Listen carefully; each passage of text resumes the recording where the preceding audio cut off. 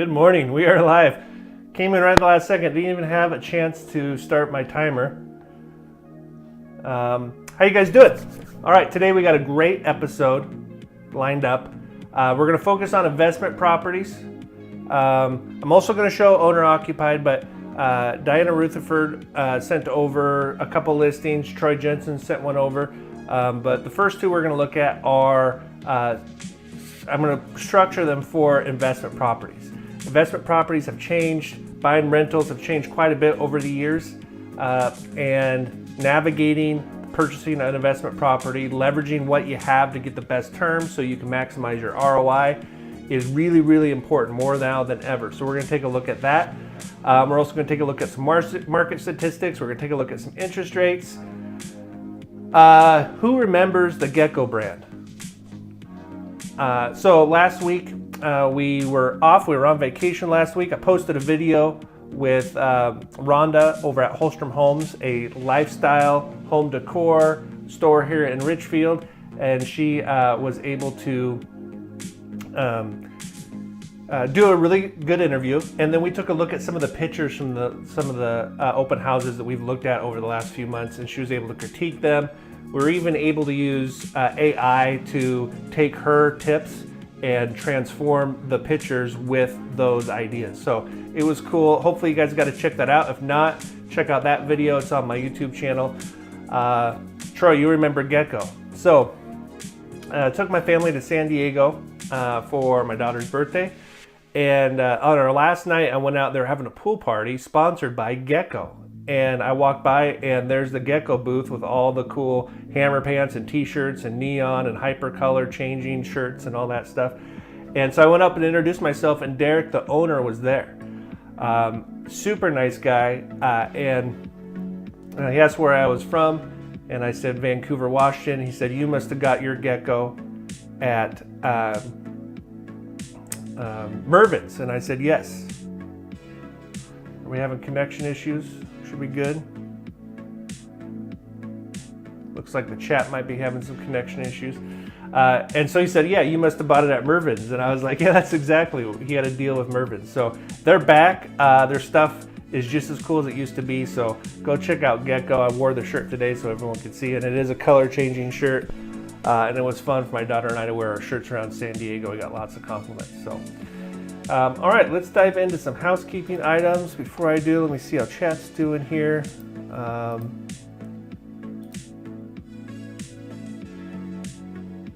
Chat does not seem to be working. Let me...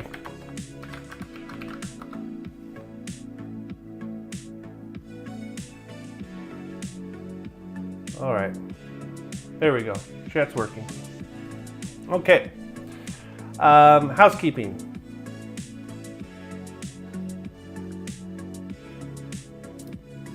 So all the interest rates I use on my stream, they're not the interest rates my company necessarily offers. They are off of Mortgage News Daily. Mortgage News Daily is my go-to trusted website for all things interest rate related. It's unbiased, meaning there's no mortgage companies that sponsor them. They don't have a bunch of asterisks with a bunch of fine print that has a bunch of points built into it. It really is a unbiased national average on interest rates. And you can see here, 30-year fixed, 7.07. So we're kind of just hovering right around there, up and down. We're seeing interest rates go up and down, 1/8 to 1/4%, week over week, day over day. Jumbo loans, 7.26. Government loans, FHA and VA, 6.51, 6.52.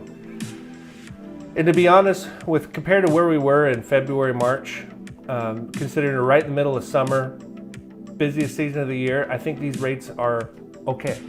You know, we haven't seen a big spike either way.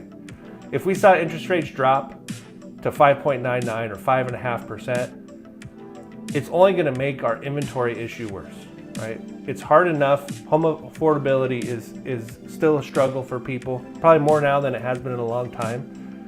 So even though interest rates still feel high, the fact that they're flat right now, we don't have any big spikes, is good. You know, interest rates could be at 8% today. So I think that sitting in that 6.5 to 7 range is healthy for where we're at right now. We would like to see that slowly improve over time and get to the low mid fives by next summer, right? We don't need to drive home prices way up again and have bidding wars and make it more difficult for people to get in homes. So that's my 2 cents on interest rates. Every week, Gavin Hutkins over at Berkshire Hathaway sends over some market data. And this is what I really look at to see how healthy is our market going to be this week. Okay, new listings 252. That is down 8%. That's not great. Okay, now with that said, I know there's a lot of new listings coming. A lot of the agents that are on this stream are extremely busy with new listings. So hopefully we see week over week, next week, we see that number jump back up. Pending sales 223. These are homes that have gone into contract but haven't yet closed. That's up 2%, fairly flat. That's a good number. Listings sold 173, up 6%. So overall, fairly flat. Good for this market, but I do want to see that new listings keep to grow. We want to see that in a positive direction. Good morning, Nuva. Lockbox activity. So every time a real estate agent opens a lockbox, that data is collected, and that's what we're looking at here.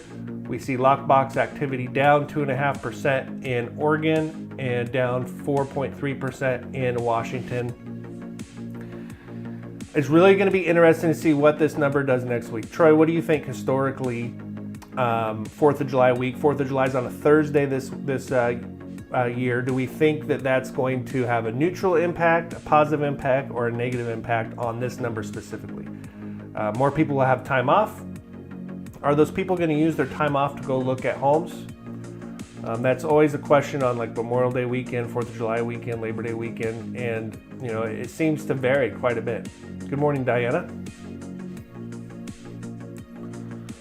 All right, so that's our lockbox activity. Thank you, Gavin, for sending that over. Okay, I kind of rushed through this morning because we have a lot to cover. You guys ready to look at some open houses?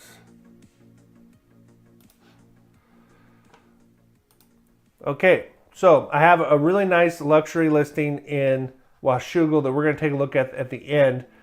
Before we dive into that one, though, I want to go over a couple homes that Diana sent over that really fit that investor market. They also fit the first-time home buyer market.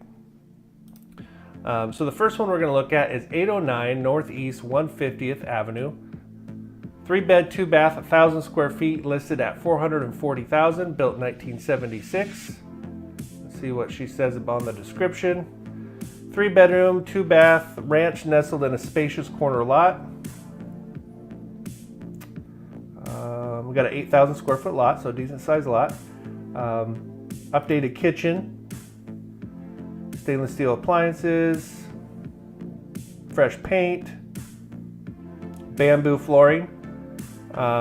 Look, I know there's a lot of people in the chat right now that own rental properties. What do you guys think about bamboo flooring? It seems like that is a pretty good flooring for investment properties. Pretty bulletproof. You don't have to be replacing the carpet every time you have a new tenant. Peaceful neighborhood, easy access to school, parks. All right, she says right in here, do we mention this would make a great investment property? Diana, I didn't have time to pull up market rents. So if you have market rents on this home, go ahead and throw them in the chat. Let's take a look at some pictures.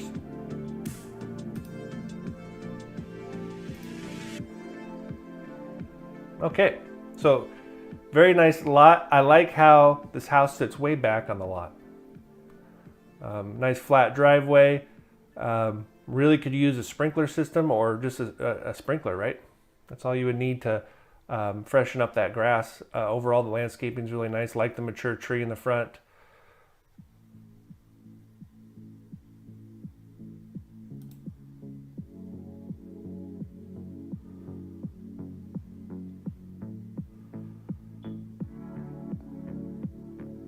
A lot of travelers, Troy says, coming in on the 4th of July. Going out and coming in, probably.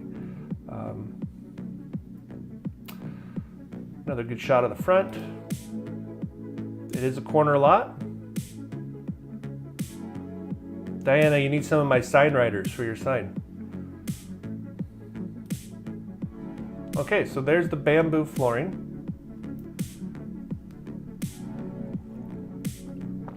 I really like that fireplace, wood burning fireplace, and I like the brick on it. It looks like that brick's maybe been painted, and they did it in a tasteful way.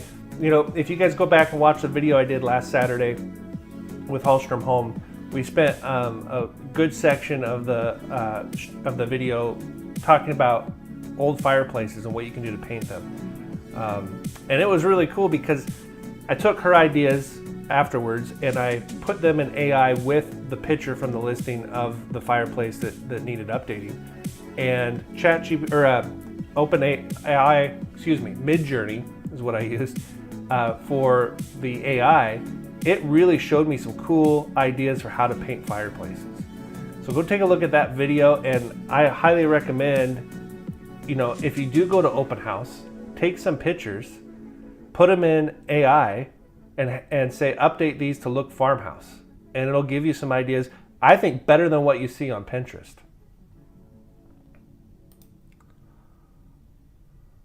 Okay, good shot of the living room. Now we're dealing with 1,000 square feet, so it's always interesting to see how that's laid out. Don't mind the layout here at all. Looks like our 2 bedrooms. Like the doors. Very nice doors.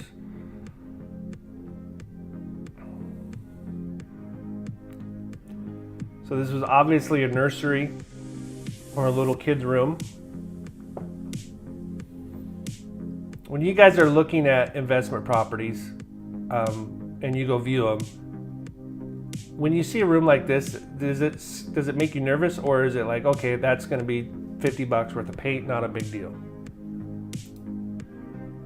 To me, it doesn't seem like it would be a big deal to come in and paint that a neutral color. Again, I like that they have the bamboo floors throughout the house. So I'm not having to go in and replace carpet every time. It says $100 in paint is no big deal. All right, I really like this bathroom. You know, for the age of the home and the square footage, the fact that they came in here and put wainscoting in, put a nice vanity in, the updated sink. I even like the paint color. Well decorated. I think this bathroom shows really well. Okay, bedroom number 2.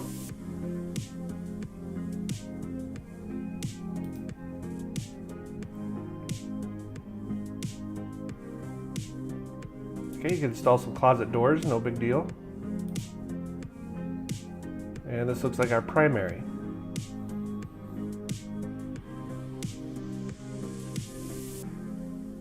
Another question for my investment owners here, rental owners. A house like this, would you invest in a heat pump?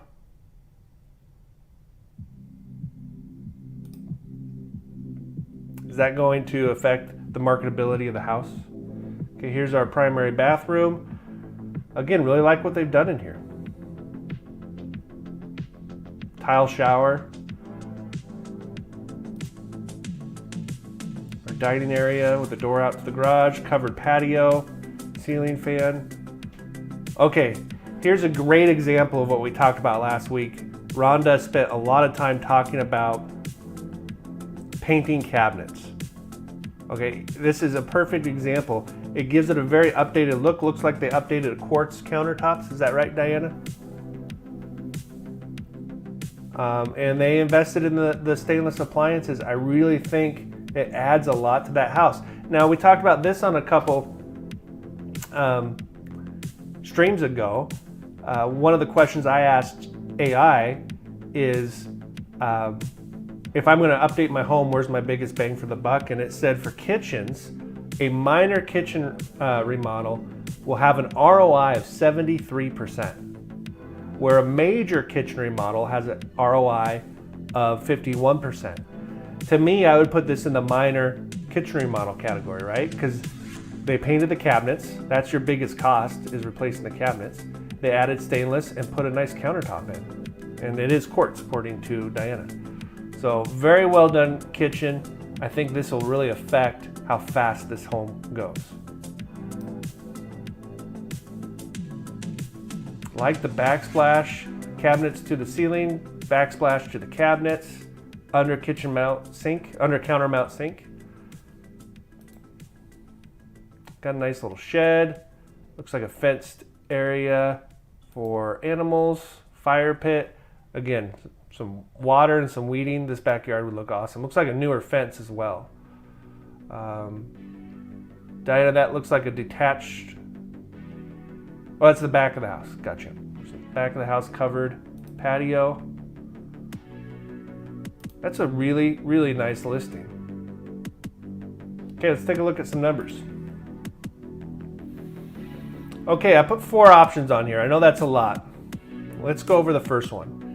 Let's say I'm a first-time home buyer, or maybe just a newer home buyer.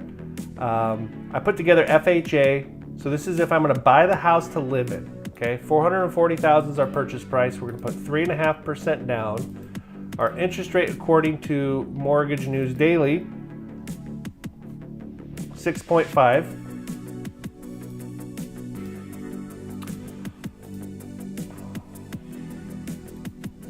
Our payment breakdown, $2,733 for principal and interest. Property taxes are $280. Homeowners insurance around $100. Okay, that's going to fluctuate depending on your insurance company. Mortgage insurance on FHA. I'm going to go through this kind of quickly because we talk about mortgage insurance a ton. It doesn't do anything for you other than allows you to put less than 20% down. If a homeowner had a mortgage with mortgage insurance and they went into foreclosure, the mortgage insurance company would come in and they would reimburse the lender a percentage of the balance. You have mortgage insurance for the life of the loan on FHA at $176 a month. There's a second form of mortgage insurance, which will be on the next page. But you have it for the life. The only way to get rid of it is to refinance the house, which you're probably going to do in the first 3 to 5 years anyways, okay? So if we get that, if we add all those numbers together, we get a total payment of $32.89.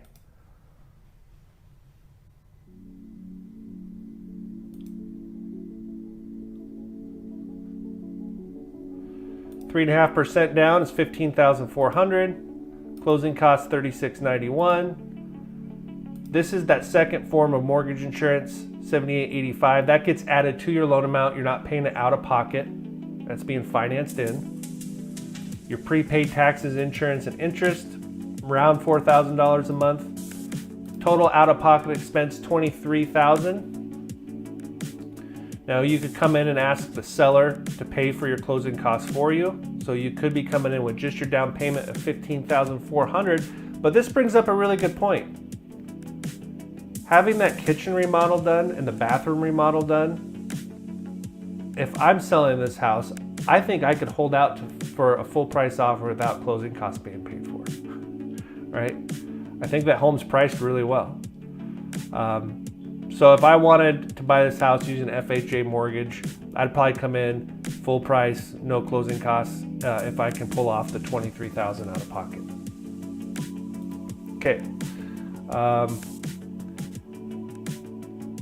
Uva owns a property management company, Roaming Rentals. Definitely reach out to him if you're looking for a property manager. I've known Uva a long time. He's a really good guy. Owns a lot of rental properties himself. So he says rental range of $22.95 to $25.95 for this home. So that number is going to be really important when we look at our payments here.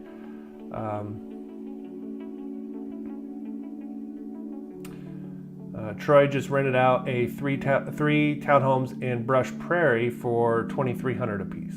Took a week. Okay. The first one we're going to look at is if we're buying this as an investment property, 25% down. Now, a lot of people that talk to me when they first start wanting to buy an investment property want to do 20% down.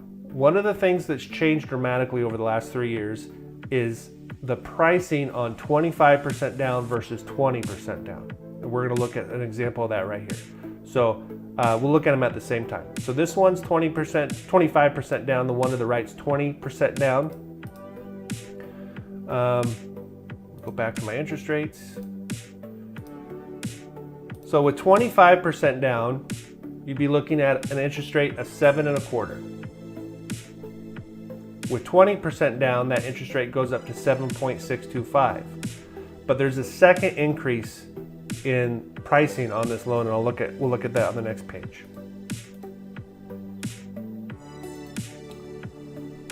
So at 7.25, our principal with 25% down, our principal and interest will be $22.51.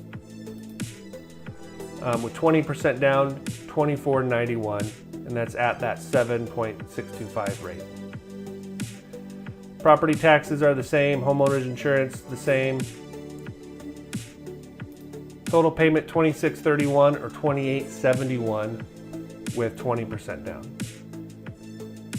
Let's look at our closing costs. So here's our difference in down payment, $110,000 versus $88,000. Closing costs remain the same. Points. To get that 7.625 with 20% down, I'm paying 2 points as opposed to 1 point to get the 7.25. I'm not going to dive into how points work, but points are used to buy down the interest rate. Interest rates don't change, the cost of interest rates do. And that cost is referred to as points. Okay? It's hard to buy an investment property without paying points right now. So your points double with 20% down. So not only does your interest rate go up 0.3%, but your cost of your points goes up as well. I agree with you, Uva, on that homeowners insurance. I err on the side of high because insurance can fluctuate a lot depending on your history. But I think you can get closer to $50 a month on homeowners insurance. And Tina's great. We're working with her on a couple right now. So out-of-pocket expense, $121,000 with 25% down, $102,000, $103,000 with 20% down. Okay.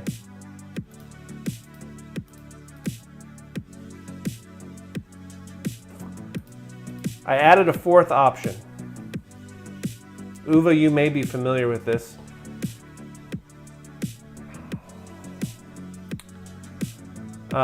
Tina is great, but for some reason she has a hard time coming on the live stream on Saturday mornings. But we need to get her on here. If you guys see her, give her a hard time. Tell her it's not hard. You can do it from anywhere. You can do it from your phone. Jump on and say hi to everybody.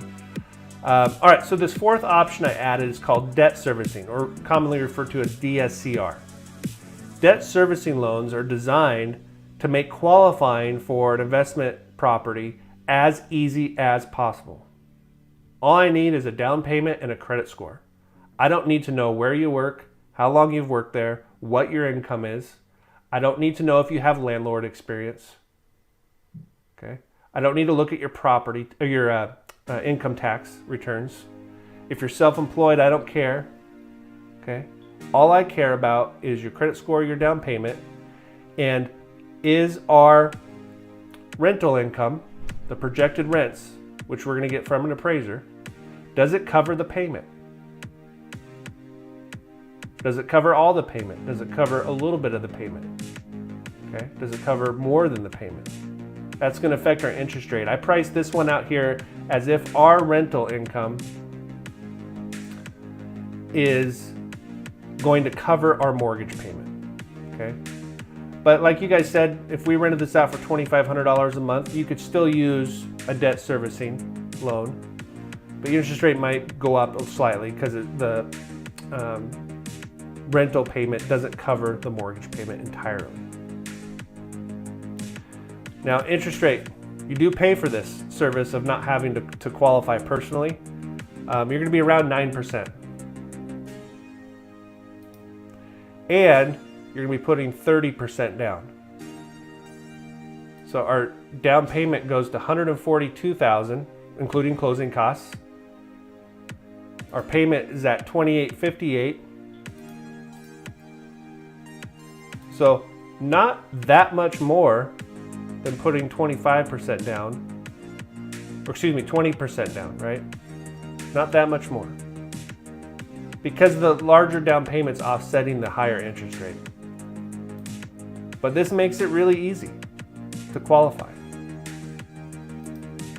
And it's something a lot of people aren't talking about.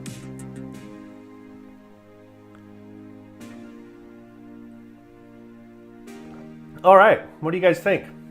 Something a little different? You ready to move on to property number 2? This one was also sent over by Diana. We are at 14501 Northwest 2nd Court in Vancouver. 4-bed, 3-bath, 1,800 square feet. I like this one compared to the last one as far as comparing 1,000 square feet to 1,800 square feet.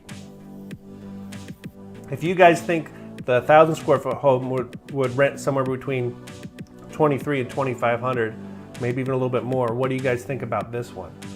Okay, built in 1998, sits on a 5,200 square foot lot. Diana says opportunities galore. Again, she markets this one as an investment property. Multi-generational style of living, growing family. Nestled in a cul-de-sac, minutes from the new Trader Joe's. Oh, this home is in Salmon Creek. That's a game changer too, right? Some of the best schools in the state are in Salmon Creek and Camas, but Skyview, Alki, Chinook, close to WSU Vancouver, close to I-5-205, close to new Trader Joe's. Costco is going to be 2 exits up the freeway here pretty soon. Okay. Diana, if you're still on the stream, are both these homes being held open today? If so, today or tomorrow, if so, can you throw that in the chat? Let's take a look at some pictures.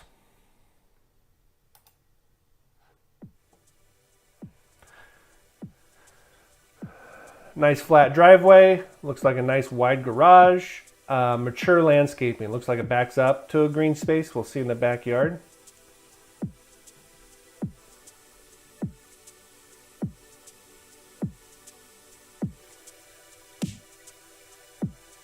Okay, you can kind of see you're in a cul-de-sac there.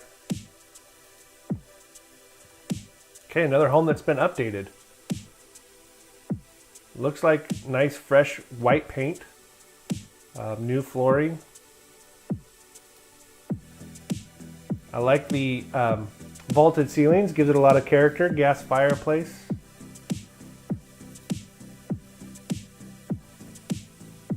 Nice breakfast nook with bay windows looking out at trees. Looks like we have a deck in the back.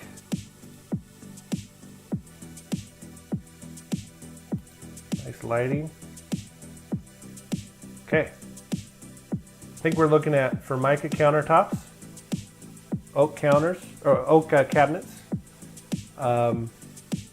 Really makes you think after looking at that last house, huh? What you could do here for not a lot of money. As far as painting those cabinets.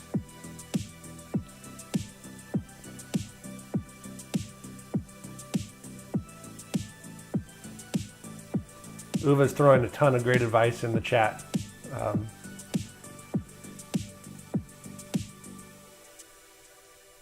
Yeah, Uva, that's great information. I agree with you 100%. And there's more ways to make these cash flow, okay? We could pay more on points. We can put more down. There's things we could do. This is just to get you guys thinking. All right, still like the vaulted ceilings in the kitchen, the recessed lighting, and there's a skylight. Lots of natural light coming in this home.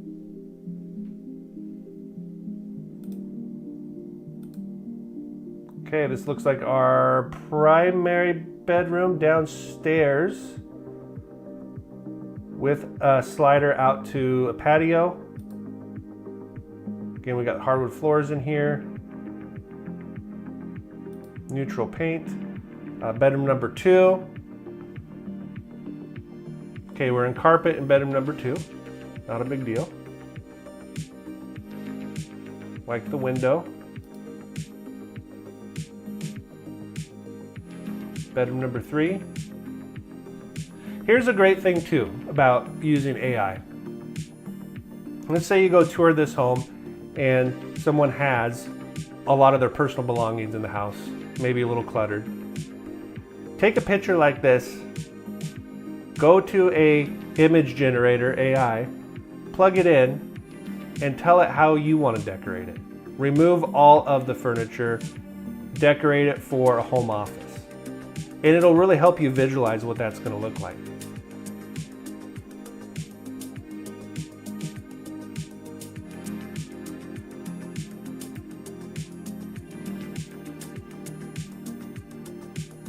Okay, I don't know if it's the primary or guest bath.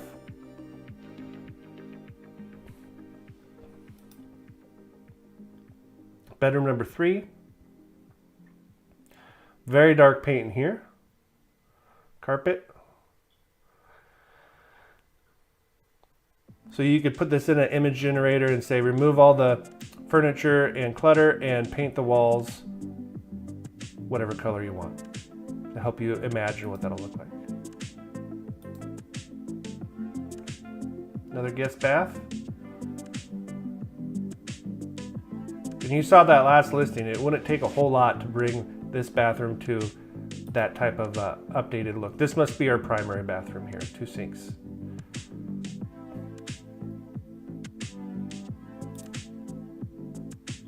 There's our deck.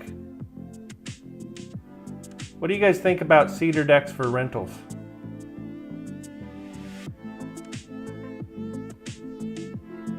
Would you eventually replace that with manufactured wood? Nice low maintenance backyard. Lots of mature trees, landscaping. I like this backyard for a rental.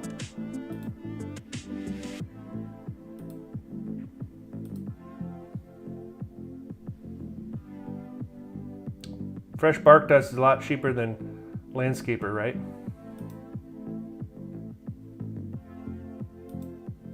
Okay, Salmon Creek home, hot rental market.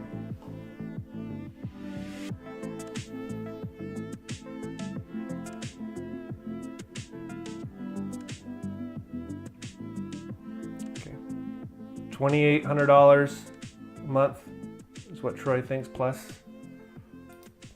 Okay, let's take a look at numbers. I ran the exact same scenarios here. How are we doing on time?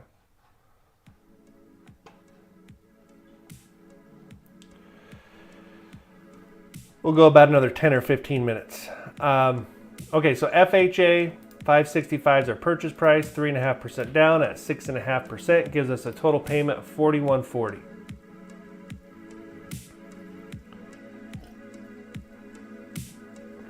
Sorry, I slurped my coffee. This is a good point I want to point out. $4,140, home affordability is tough right now. You know, no one's going to argue that. But if you look at, this would be a great hold and flip, okay? Or a fix and hold. Where I'm coming in here, getting my kids in the school district, maybe we add a 2-1 buy down to this to make the first couple years more affordable. I'm gonna come in, I'm going to update this home. It's not gonna take a ton, and I can do it over 2 or 3 years. And then flip this home in 2 to 3, 5 years with the updates, or refinance and drop my payment, but sell this home as a flip, or retain it as a rental property and roll any equity I have into a new home. So this, I think this would be a great step up home. And I know Troy, Diana, I'm sure you guys agree with that. There's definitely a lot of potential there for elbow grease equity. Investment property 25% down. You're looking at 7.25. $32.95, $154,000 out of pocket, 20% down. The out of pocket drops to $130. Payment of $36.04. Debt servicing, again, I don't need to qualify for debt servicing. I just have to have a decent credit score in my down payment, and the projected rents have to cover most of my mortgage payment. You're looking at $35.87.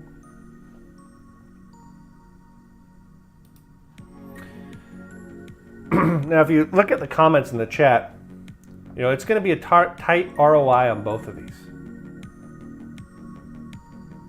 So if this is where home affordability is, where do you think rents are going, right? I think in this market, fixing your cost of living is crucial. Who watched the debates on Saturday? Do you think that makes investors feel like the market's going to stabilize over the next 12 months? Do you think that it makes it easy to project out what mortgage-backed securities are going to do, what inflation's going to do?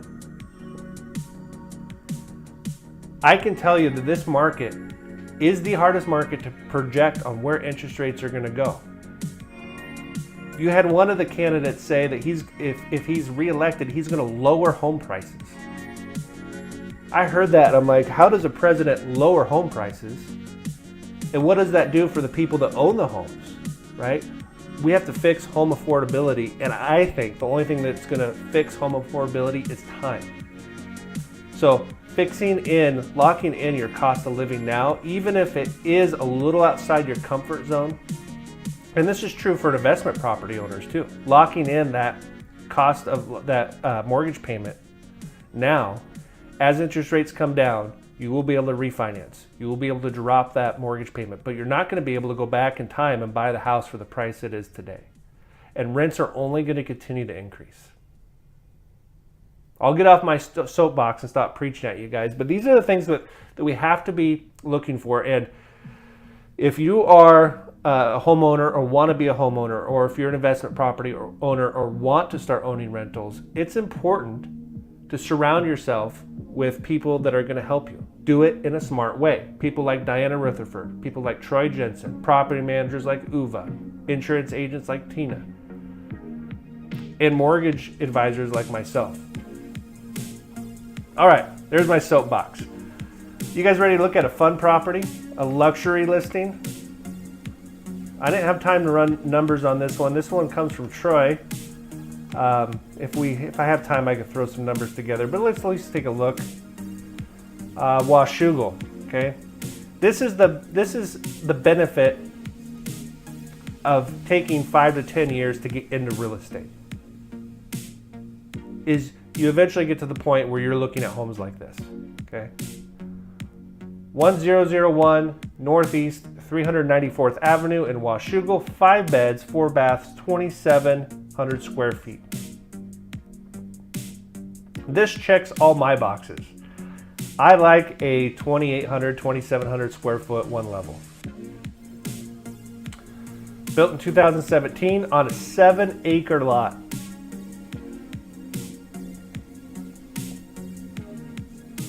Let's see what Troy says.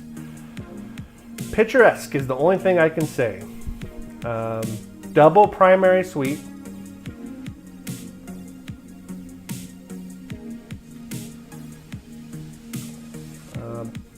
Peace and quiet.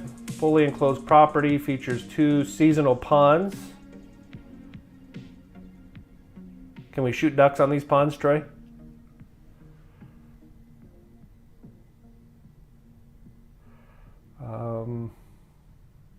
Views of Mount Hood from the pool and deck. So we're going to look for a swimming pool.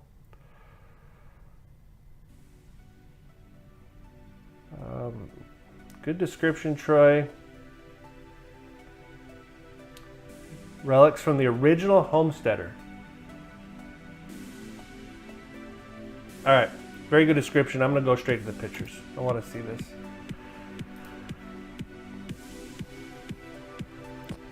Beautiful lot.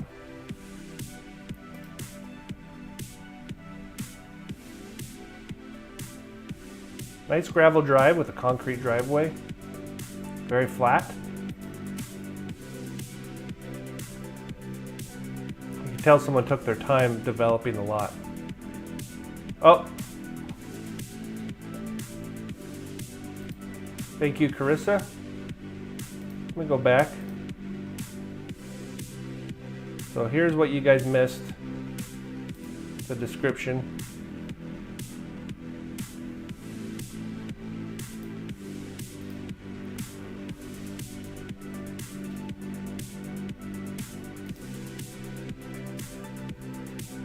chief producer Carissa Steinman coming in to save the day with the comment there. But you see what I mean about this lot, how level and flat it is? Somebody really took their time developing the grounds on this lot.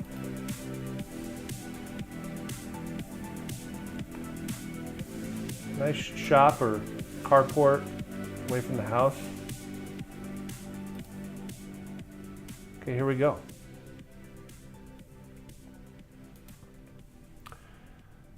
Beautiful on the inside. Love the floors.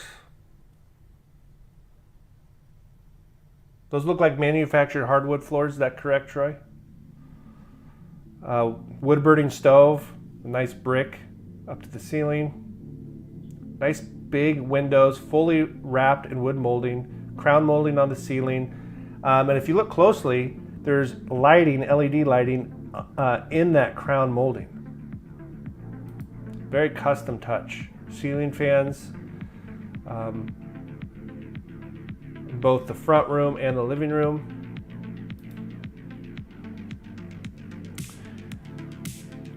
Very custom home, okay? We got a beautiful island with a rock facade and then LED lighting under the countertop. Really adds a lot, right? Nice pendant lighting, stainless steel appliances. Looks like a tile countertop.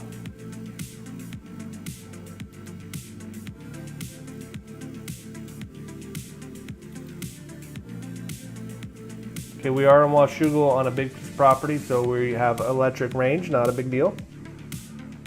You could probably add a propane tank if you really wanted gas.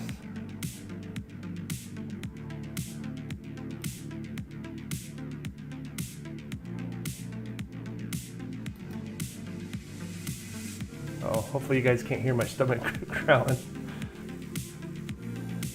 Wood laminate flooring. Thank you, Troy.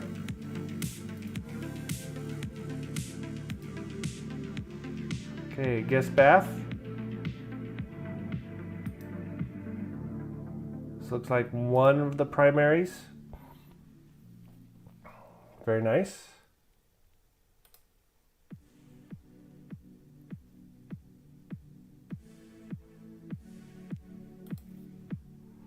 Primary number 2. Fireplace.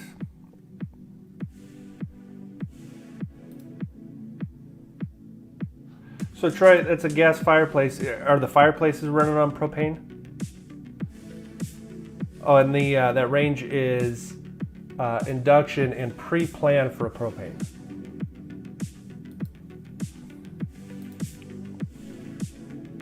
This would be bedroom number 3. Bedroom number 4. Bedroom number 5.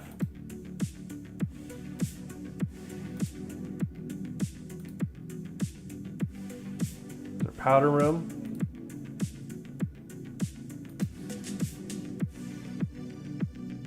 Nice big utility room, big enough for 2 sets of washers and dryers. Swim spa. Very nice. Love the cover. Looks like a custom cover.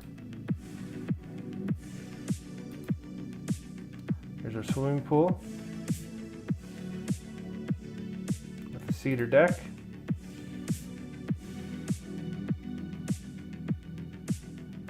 That's one of the nicest above ground swimming pools I've seen. It really doesn't look, it looks like an in-ground swimming pool. Here's a storage container on the property. I saw that it was quite a ways from the house. What a nice thing to have. There's a wood stove in the living room. Thanks for pointing that out. There's our drone shot. This is a good potential horse property too. There's our seasonal pond.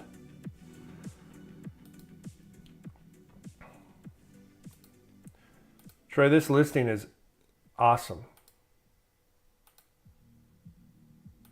How long has it been on the market?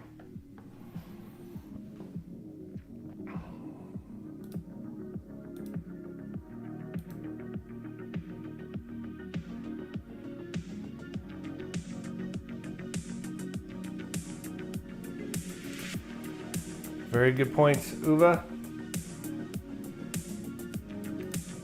Okay. Troy, this listing is awesome, and I think it's priced very well at 1.2 million. I mean, 1.2 million would get you this house in Ridgefield, maybe this house, but probably more like a Lennar style on a tiny postage stamp lot. I think this home is priced very, very well. Not going to last long. All fenced. Troy, did you send this listing so I could put it on the stream so Mrs. Steinman would want us to go buy it? Only been on the market a week. Is it being held open, Troy? Or by appointment only?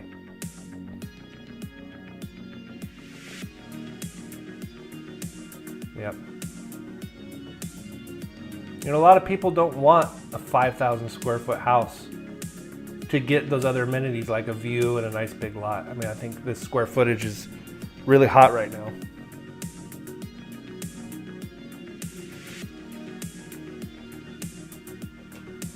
All right, I'll tell you what, if that home makes it through next week, we'll run numbers on it next week, but we're gonna end it here. Troy, Uva, great having you on today. You guys had so much great info in the chat.